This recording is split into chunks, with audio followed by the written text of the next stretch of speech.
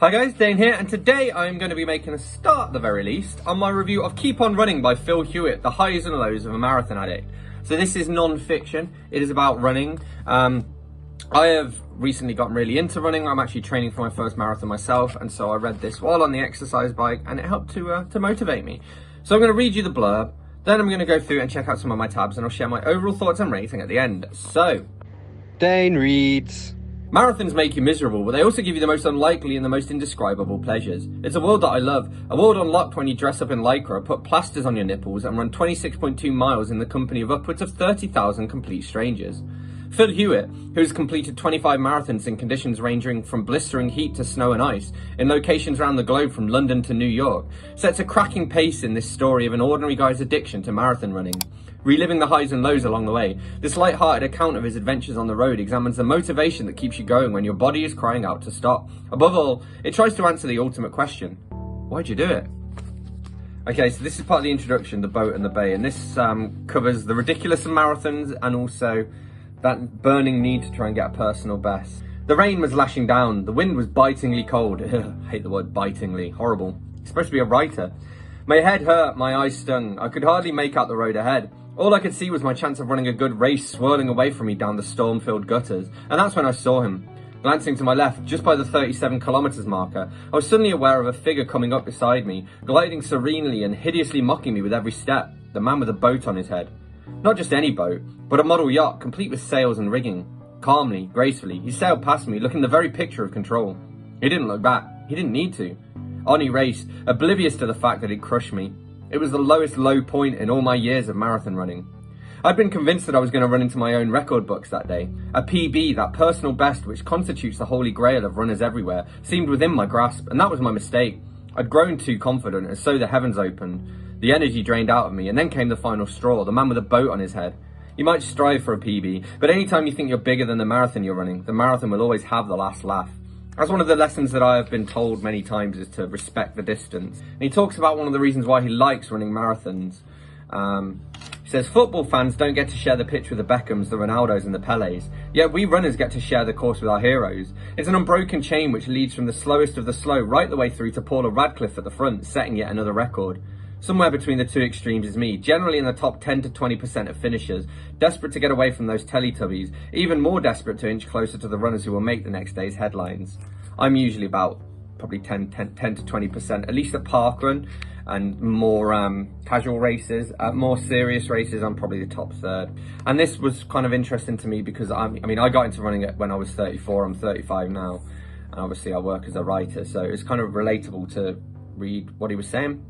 He says, my first marathon, the London Marathon of 1998, tumbled into my lap by chance, but perhaps I'd been seeking it unconsciously for a while. I was reaching that age. The age where if you're not careful, your trousers start to feel just a little bit too tight. The age where you ponder a task and then decide, I'll do that later. I was 34. Sluggishness had crept in by the back door and was just about to plonk itself down in the armchair of my existence. A largely sedentary job was partly to blame. As arts editor for a group of newspapers in West Sussex, I was starting to live life just a little vicariously. All the action I saw was on the cinema screen or on the stage in front of me. The journalism training I'd done years before had promised that a career in newspapers gave you a ringside seat at life's great events. 8 years into the job, I was starting to realise that I was in danger of becoming a full-time spectator. I'd run occasionally in my years at university, but never any great distance, never with any real discipline, and never with any great heart, and certainly never competitively. Slowly, however, with life's responsibilities stacking up, my thoughts started to turn increasingly to running again, an unspoken longing for that rush of energy you're supposed to get as you hammer out the miles.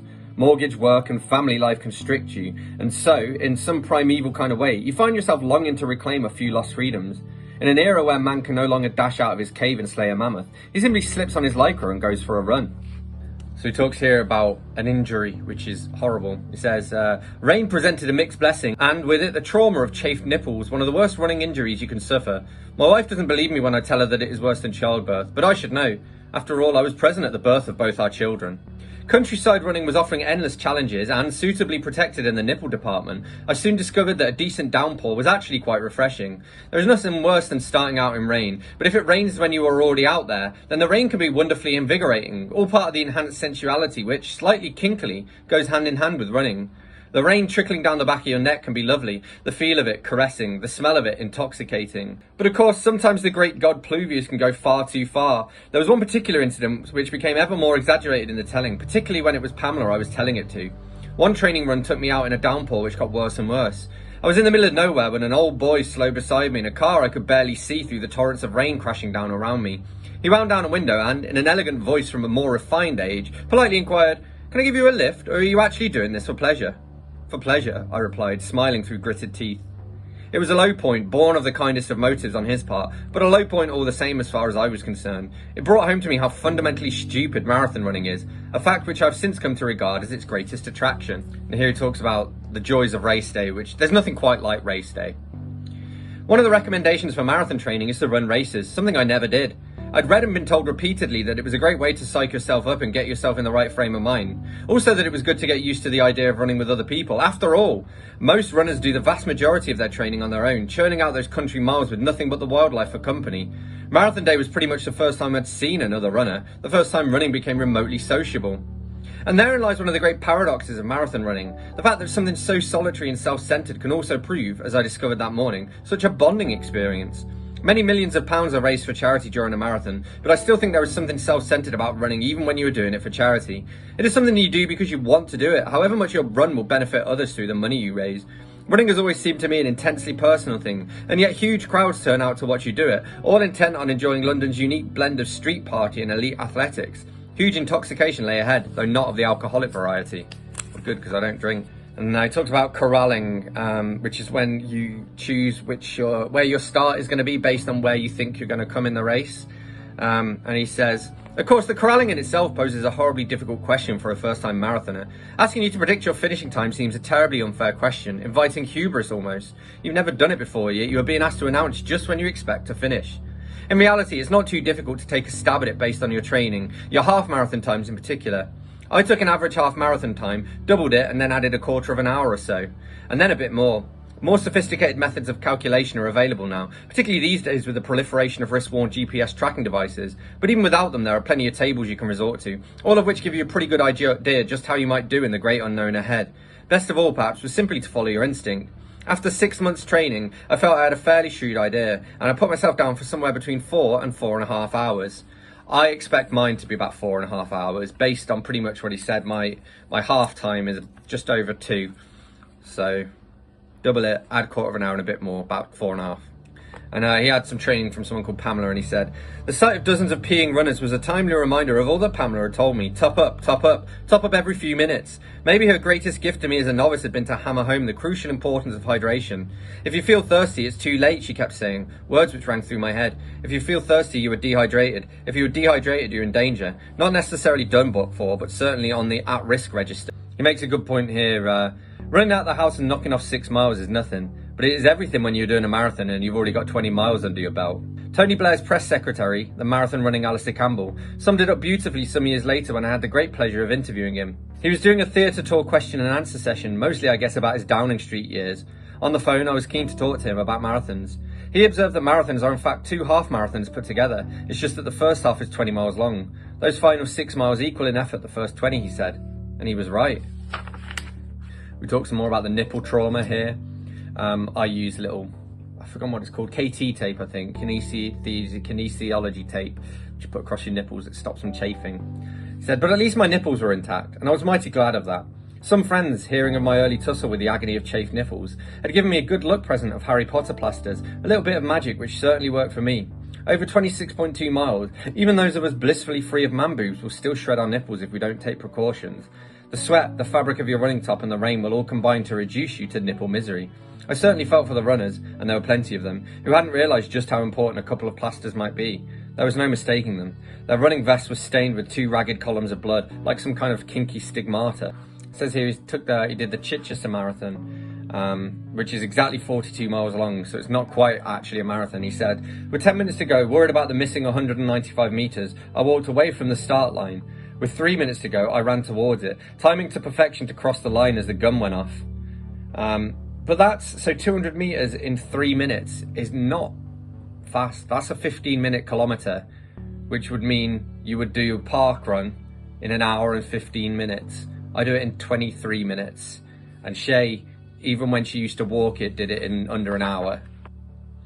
And he talks about how running just makes you feel good and how it became a vital part of his self-care routine. He says, it became addictive, an alternative murky existence in which every stride was an email deleted, every yard a phone call answered. All the people who'd pushed me during the day were being pushed back in a darkness which put me beyond their reach. It started to seem the perfect antidote to work. The benefits were huge. For years I'd suffered from insomnia, and while I didn't particularly notice it recede the first time I trained for the London Marathon, this time round it vanished altogether. The early months of 2001 marked the start of the year-round running I've pursued pretty much ever since. It's no coincidence that my insomnia, though it comes and goes, has never returned to its pre-2001 levels. Equally, I found my asthma easier to deal with. As a child, I'd occasionally been quite debilitated by it, and it flared up from time to time ever since. But with the introduction of running as a fixed and regular part of my life, the asthma seemed so much more under control. The cold night air was cleansing. Away from work and in my own bubble, I was breathing the deepest I had ever breathed. In hindsight, a late evening run, darting wherever I wanted in the obscurity, created a need every bit as much as it satisfied one. It became addictive, but part of that addiction I started to realise was the simple fact that I always felt better for a run. Opt out of a run and I knew I would regret it. Go for it, and somehow I felt back in touch with myself. He mentions the Brooklyn Bridge is one of the first structures ever built to have to take into account the Earth's curvature, which I thought was cool. As you can guess from that, he's talking about the New York Marathon. He talks about how it's important to set an example to our kids, and it just made me laugh at a few of the things he says here. By the time I'd run New York, I was a marathon regular and even fancied that I was some kind of role model at home. It seems to be crucial that you don't just preach to your children the benefits of regular exercise, you need to put it all into practice. Just as you need to create a home environment where books are everywhere and often open, you need to create a home life in which exercise is simply there, where it isn't an event if someone does something energetic, where it's simply part of your weekly existence. I tried to do the right things. I tried to pronounce the T's on the ends of words. I tried to avoid rising inflections, and I try not to swear. I try to be as rude as possible about the Conservative Party at every opportunity. And I also like to think that I've always projected the Beatles and the Stones as the great pinnacles of man's achievement, the highest high points of our civilization, never to be surpassed. Talks about whether he prefers running in kilometres or miles. He thinks in miles, I think, but he did run in kilometres a few times. He said, the maths was easy and I started to enjoy my first experience of running in kilometres. Of course, there are many more of them stretching ahead than there are miles, but at least they stack up quickly. Somehow you seem to be into your stride much more promptly. I do kilometres, but I think that's because when I started running with Parkrun in mind, which is a 5k. Talks about running through the tunnel where Princess Diana died, so he said, after a while, still on the north bank of the Seine, we came into what the official course map called Les Quatre Tunnels de la Voie Georges Pompidou, another of the stretches where the map identifies as a danger spot. It certainly was for Princess Diana. The tunnel at the Pont de l'Alma was the one in which she was fatally injured, and it felt strange, though not disrespectful, to be running through it. It looks so familiar from all the pictures. He talks about the failure of organisers to bear in mind how stupid people are. There's a quote that you need to design for the stupidest person. He says, in defence of the organisers, it would have worked if everyone had been sensible, but the point is that crowds aren't sensible, and the organisers have completely failed to factor that in. And so we move on to the Amsterdam Marathon, and I thought this was quite interesting. Again, I haven't really experienced this yet. I don't stop. I mean, I go out running the day after doing a half anyway. One of the most genuinely bizarre aspects of running a marathon is that you celebrate it by stopping. Not just stopping on the finishing line, but you actually stop running for a few weeks. To an extent, it becomes a habit. You step off the conveyor belt, a necessary response, if only to underline the fact that the marathon was an endpoint in itself. You build up to it, you count the number of runs left until you're running for real, and then suddenly you cast aside your trainers as a mark of respect. Mission accomplished, you pause before the next one. How running actually sort of changes your mood as well. He says, when the children were small, my yardstick was that I needed a run when I started hearing myself say too frequently, Adam, will you fetch this? Adam, will you fetch that? If I've had a run, I simply get up and fetch it myself. Time and time again, it seems the only way to replenish energy is to expend it. As the French say, l'appétit vient mange. So it is with running. So that means appetite comes with eating. And so it is with missing a run. Even when I've really not wanted to go for a run, I've forced myself, knowing the satisfaction of having gone will be worth its weight in gold compared to the self-flagellating grumpiness of not having gone. I don't know how this has happened, but apparently I didn't ever actually shoot the outro to keep on running, but I did enjoy it very much. I'm actually looking a little bit sweaty today because I've just ran my second ever marathon length distance just as part of my training. Shout out to Phil Hewitt for that. Keep on Running by Phil Hewitt. I gave it probably a weak 4 out of 5. I did enjoy it. I don't think it was for everybody. I think if you're a runner, you'll enjoy it. Yeah, he's also very much, he only really is interested in doing marathons and only really some of the bigger ones. So bear that in mind.